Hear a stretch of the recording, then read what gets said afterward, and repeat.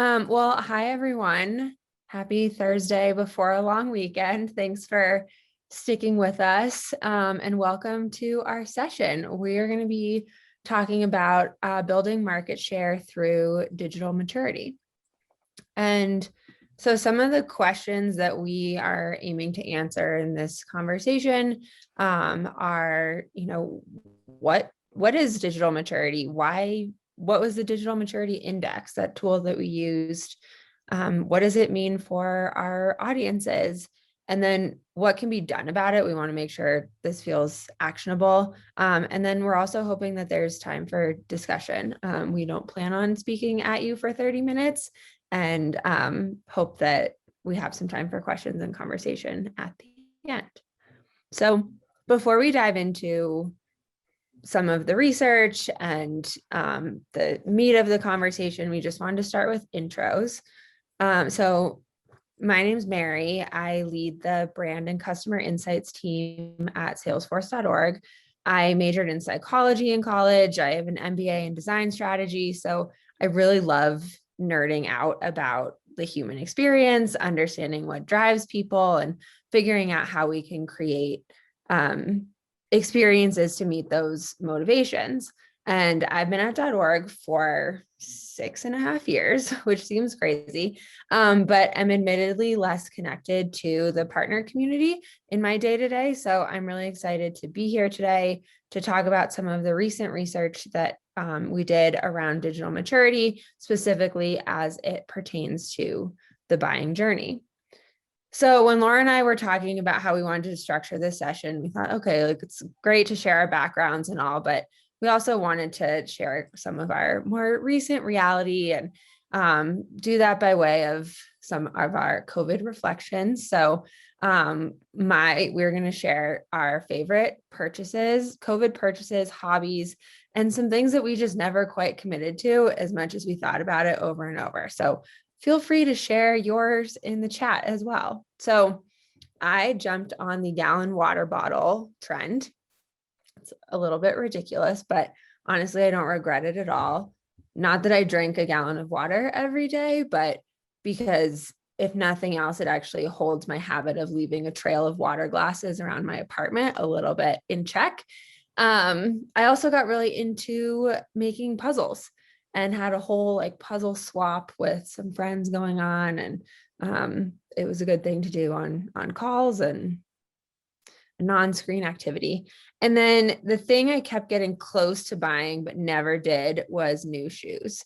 And I just had to eventually realize, like, I wear sneakers and slippers every day now. That's really the extent of it. So there's a lot of abandoned shopping carts out there and lots of email reminders, but that's just the reality. So anyway, that's a little bit about me. I will pass it to Laura to tell us a little bit about herself. Yeah, thank you. So I'm Laura Caden. I'm the Director of Customer Engagement over at Wipro. I actually joined the partner ecosystem with Aperio about 3 years ago and supported the field events. But like Mary, I actually started in psychology back in college. I just went way of marketing and communication and events. So I'm here to kind of try and bridge that gap and try and bring some real life examples. I wanted to show from a partner perspective and even events and nonprofits, how all of this kind of fits together and create this consistent thread, which I was surprised myself as I started to think about this, all of the similarities that I could kind of bring to life. In terms of the pandemic, I mean, I did a lot of Netflix deep dives.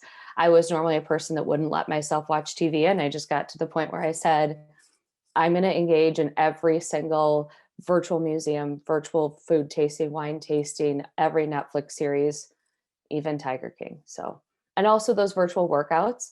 I know I didn't jump fully on the Peloton bandwagon. I did the app, but I still love it every single day. That's not going to go away, even as we start to leave our house. But still in my cart is the wine subscription. Luckily, I don't get 12 bottles of wine delivered to my doorstep every single month or week. But that one I was able to, balance with the TV and the virtual workouts and keep that wine outside. So that's where I left off. Awesome. So if anyone else wants to share their guilty COVID purchases, feel free to add in the chat. This is a judgment-free space. So with that, we'll just dive right into the topic and start out with why digital maturity? Why is this something that we're thinking about and something that we're talking about here today? And ultimately, this comes down to that it's just a different way of segmenting the market. I think we all are familiar with breaking things by location or revenue size or number of employees, and this is a little bit more of a mentality or a mindset. But what we saw, according to the 2020 Nonprofit Trends Report, which shout out to my teammate, Catherine, who's I think on this call, who did that work. Digital maturity was the single largest factor in an organization's ability to adapt to circumstances presented by the pandemic. Organization size, revenue, all of that was pretty negligible, and it really came down to their approach to technology. And we also learned that nearly 2/3 of organizations rated themselves as being low or moderate digital maturity. So it's a really large percentage of the nonprofit market that self-identifies as this low or moderate digital maturity. So given that it's a hugely impactful characteristic and a large portion of the industry we serve falls in that lower half, we really wanted to think about how to connect with them and ensure that we're really able to serve them effectively. So looking at this adoption curve, I think most people have probably seen this. If you haven't seen it, this is kind of the trend that, or the curve that new trends tend to take. And I think, reflecting on this, I think it's pretty safe to say that many of our current customers or current Salesforce users are really probably on this left side. They get it, they're bought into it, they're first movers, they're looking ahead. But while this is still tens of thousands of organizations that fall in those early adopter categories, there's still this 2/3 of the market that doesn't. And so we need to be thinking about how to support their transformation journey. They're the next wave of growth with powerful and important missions all around the world that are still going underserved by a tech sector that they don't feel really connects with them. So that's a lot of what we're going to talk about today. So before we dive into kind of characteristics of this audience, I just wanted to level set a little bit with how we defined digital maturity. I think that might be helpful for just grounding. And so when we did this survey, these were the 5 elements that we asked people to rate themselves against. So we have data-driven decisions, and that's just, this is an agree-disagree scale. So it's how much you use data to drive your decisions. Collaboration, when there's a problem to solve that involves different departments, is it easy to find and share data across areas of the organization? For program design, it was around how you're designing your programs and services using information about the engagement with the recipients of those programs. And then personalization, are you able to personalize messages to specific subgroups of supporters, particularly with communications? And then lastly, forecasting. And this is an ability to accurately forecast income from fundraising campaigns. So that's just the maturity index that we use to define this. And I think this quote is important just as a kind of reminder, I think, for all of us who work in the tech space, that it's sometimes easy to forget, when we're very focused on the next big thing, that the next big thing for some of these organizations is getting off of paper copies. For a lot, when there's this deep history of being around 125 years, the potential messiness that comes with that can feel very insurmountable. And so just keeping that perspective in mind can be a helpful mindset. And basically reflecting on this, we thought, okay, we need to figure this out. So we did a study, my team in .org, to understand this low and moderate digital maturity segment specifically. And we decided to look at the mid-market group, which for us is employees, fewer than 100 employees. And the reason that we did that was that because we often see when a deal doesn't go through, we see a lot of no decision deals in that space more so than other segments. And so really what that means is that those organizations are often not committing to moving forward with anyone. Salesforce are not. They've just decided not to make a change, really cementing, further cementing them in their current situation on that, latter half of the bell curve. So we thought this is a large segment. There's a lot of opportunity here to really figure out and understand this audience. So all that background aside, context, all of that, we'll really get into the meat of things now. So we're going to look really at 3 key takeaways from this research that describe the habits and behaviors of this lower and moderate digital maturity group. So the first is that it's a pretty casual research process until it's not. And that executives are very involved in every step, which is a little bit more unique compared to some of the larger organizations. And there's a huge focus on peer influence, and it's a pretty casual approach. Lots of internet searching. It's a little bit more passive. So when an organization decides to explore a new technology, it's typically about a 5+ month research process. And again, with pretty deep executive involvement, they're talking to their peers, they're Googling reviews and testimonials, but again, they're being pretty passive about it. They have a lot going on. They don't have a lot of time to dedicate to this research. So it's kind of a little bit spread over a longer period of time. But at the same time, and why I say it's casual until it's not, when it comes to making that decision, it's only the executives, and their top priority is looking at ease of use. The importance of that was double the ranked importance of ROI. So they're really taking into consideration, if we go with this, is anybody actually going to use it? Are my employees going to be able to figure it out? Are they going to adopt it, or are we just throwing money at something? So when I see this, I think about Salesforce is complicated. How do we think about and talk about this? How do we accurately set expectations? Are we talking about training opportunities during the research process? Are they understanding different resources available? Are we providing resources during those 5 months for them to get what they need on their own? They're not looking for a lot of deep engagement at that point. Are we kind of setting them up to self-serve? So with that, I will pass it to Laura to share her thoughts on this one, and then we'll move to the next trend. Thank you. So this is where I can start to see the similarities between the events field and the nonprofit journey. I'd say before COVID, we had a technology that we barely utilized. It was selected in silo, like Mary said, and it was only implemented for a single piece of this full picture. In the nonprofit world and the event world, you're combining, like she said, lists from paper and all over the place, all different sources, different formats, multiple stakeholders. So normally this is a massive pain point for a single person, not critical to all parties, enough to make an adjustment. And then the pandemic happened.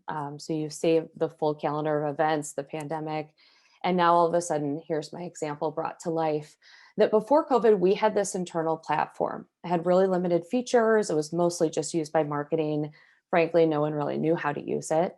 And we didn't really need to, so it didn't matter. So we relied on all other touch points. And then suddenly come March, we were kind of cut off at the knees, and our outreach to current and prospective clients really relied on this one point of ability to connect and showcase our solutions. So not unlike nonprofits, we were wearing many hats. Our hands were tied.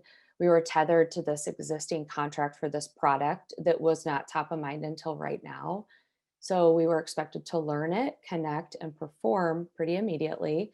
We needed to quickly pivot, and we had this single point of outreach now available to our whole company, but really owned by us. So as we invested time in brainstorming this new approach to connection, we also had to band-aid this approach based on the platform limitations, and we were mentally tracking what we wanted to invest in next. Obviously, in terms of nonprofits, this was a much louder moment of crisis, but that connection is a direct translation into serving their community. From our side, our result was this multi-day virtual conference, and we had a short list of wants and needs so that we could start vetting new platforms. And to this point, these also weren't big ticket items either. These were simple actions that just replicated our natural user behaviors. If we couldn't see those features that we wanted to use easily, those that translated to our immediate needs, we weren't going to use them. If it didn't reduce the friction that we were feeling between our overload and our time restrictions and the effectiveness, we probably weren't going to use it. But obviously, we were a lot further into this journey of digital maturity. And as a partner, we had a lot more levers to pull. The only obstacles we really had were time and then this platform.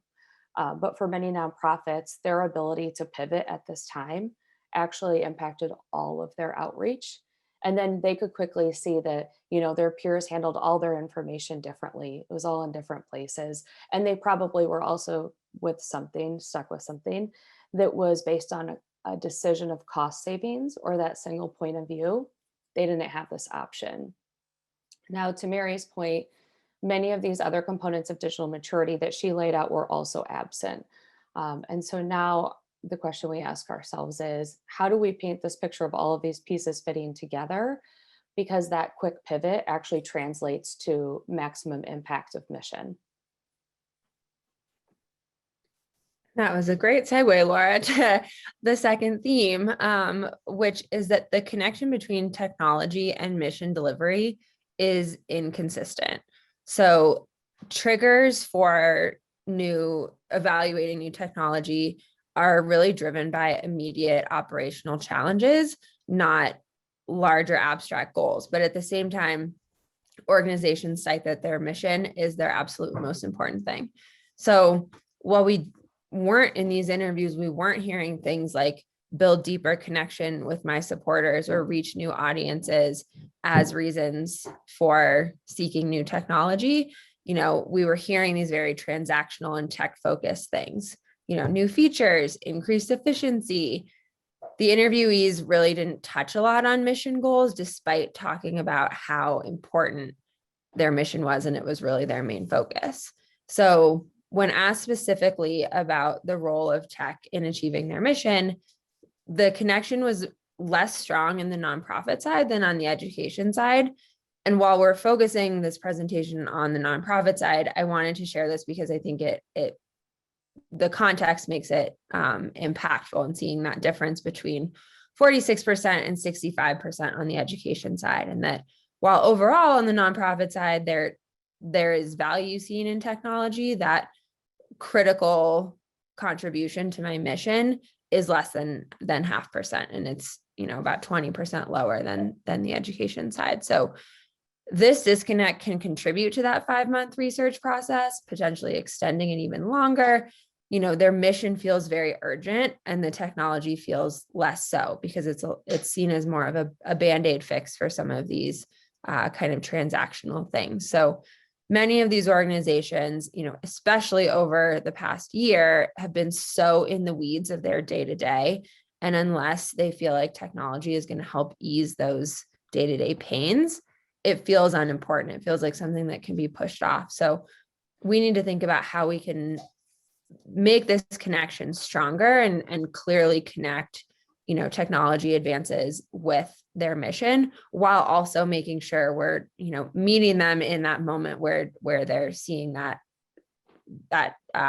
tactical trigger, that challenge that they're facing. Nice. So I touched on this earlier, but our technology came to a breaking point when we needed to really use it to meet people where they were at the time when all these restrictions were in place. So if you think about this in terms of a nonprofit, they meet within their unique communities. But it's also because of that focus within their individual communities and roles that they have this segmented information. Now it has new restrictions. So think about like the group night participants, donor list, gala attendees, annual run participants, board members. When COVID happened, all these connections were cut off at their point of digital maturity. I always say that there's not a direct one-for-one from real life into virtual. I think we've all learned that. But there is an opportunity to translate what's happening in the field and then what could still happen. So there is an ability, and there was, to then shift and shift quickly. But it was really reliant on the data and how quickly they knew how to leverage that. So by that, I mean, I think a lot of nonprofits were thinking, how do we meet with community members that check in on paper? Or if we have a gala of 400 attendees in a ballroom and we can't meet in person, how do we still keep that engagement? Like Mary said, everything for nonprofits is based on being mission driven. So while investing in this technology might not seem mission driven, because let's say their mission is to serve 1,000 meals, they put technology to the side. It doesn't really seem to be the key to doing that. It's not food and forks and plates and phone calls and check-in sheets. But we've learned technology is the key to success here. Um, we know in using Salesforce, it's a lot easier to actually pull a report. You could actually pull past volunteers that can quickly bring supplies, donors that are now new potential volunteers, participants about a location change or how to reach that community quicker. It's like this modern day phone tree, but it's in this single click. Um, and so I think about like an exhausted event producer that's, people check in on a piece of paper, or a nonprofit employee, and it's easy to stash those away. But we know it's actually easier to just click through roles and put them all in a place, that all of the efforts moving forward are actually much easier too, going back to what is making their life easier. I think about other examples like Facebook's I'm safe status, or Amber Alerts that come through on your phone. It seems like that added technology and those features are actually kind of bonuses, or maybe an afterthought, but really it expedites the resolution that they're looking for. So in my world, my one example was, our sales organization was still asking to connect with peers, get advice from experts, and be key participants in thought leadership. Instead, we were trying to think of a way to really focus on solutions in trying times, not selling, but connecting. And so one of the first things we hosted was this question and answer with Seth Godin. And we were able to invite everybody. So we didn't limit it to prospects and clients. We invited partners, we invited employees, really anyone that we could go into our data and our all this clean data that we had from past campaigns, and kind of, throw this wide net. It was the experience that we had from doing those that we were able to really pivot at that time quickly. So while it might not seem like technology is the key during these in-person events, virtual events, or in the nonprofit world, for us and for these nonprofits, our ability to accomplish this mission was only as good as leveraging the technology and data that we had.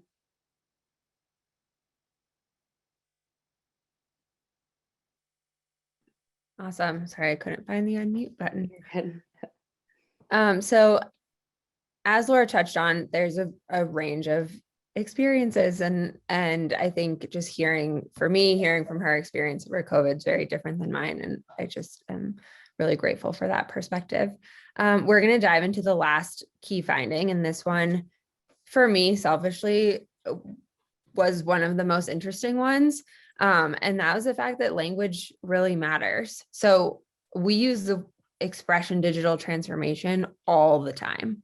And the truth is that transformation is a complex word. It's one of those words that can mean different things to different people, and you're not necessarily on the same page just because you're using the same word. So there's a lot of importance in understanding what it means to an organization and to organizations that fall in this low and moderate digital maturity space. What we've seen is they're really coming from a very concrete place, like a computer update or project management software, virtual meeting software. So abstract language doesn't necessarily connect with where they're at. And so really it kind of comes down to language and phrasing that resonates at the front of the bell curve. Those early adopters could be polarizing on the latter half of that curve. And I don't know that if many of us were making a list of things that come to mind when we say digital transformation, that some of these things, might not be what comes to mind. But they were really big deals to these organizations. So language can really open the door or lock it shut. And So the advice is, don't end the conversation before it's started by using non-inclusive language. So, when people come to your website or event or webinar and they don't connect with the words that they're seeing there that you're using, they don't see themselves in your brand. They assume you don't understand their needs. They assume you can't help them, and they'll go on their way. So my challenge here is sort of, think about a time that someone tried to sell you something and just absolutely missed the mark. It could be you were served a Google ad or a Facebook ad, or you were in somewhere in person or got a phone call and you were just like, do you not know anything about me? Like, what, you're just totally missing the mark. And like, that's a lot based on language. An example for me, I recently got married and we were trying to go buy our wedding bands. And one place immediately told us, you're really behind. There's no, this is crazy for this date. How can you not know what you want? And I left feeling completely overwhelmed, like I was doing everything wrong and had already dropped the ball. Conversely, we went to another place that was like, okay, great. Where in the process are you? What have you thought about? Really, here's basically the 3 key decisions that you need to be thinking about, and really boiled it down, recognize like we were total noobs to the process. And I'm sure it's no surprise to any of you listening who we went with. So feel free to share other examples in the chat. I think it's always interesting to see kind of where the misses are. But the point is that no matter where in the journey an organization is, digital transformation is exactly that. It's a transformation. It'll just look a little bit different for each organization. So how you talk about it can turn them away or really bring them in and feel deeply connected to you. So it's just something to keep in mind as we, are putting things out into the world. And so to reflect on that, and then we're going to wrap things up. I'll pass it back to Laura. Awesome. I'll do a really quick summary. I love Language Matters. This also resonated with me. I immediately thought of Ron Swanson in Parks and Recreation. His favorite store is Food and Stuff. It's where he gets all of his food and all of his stuff.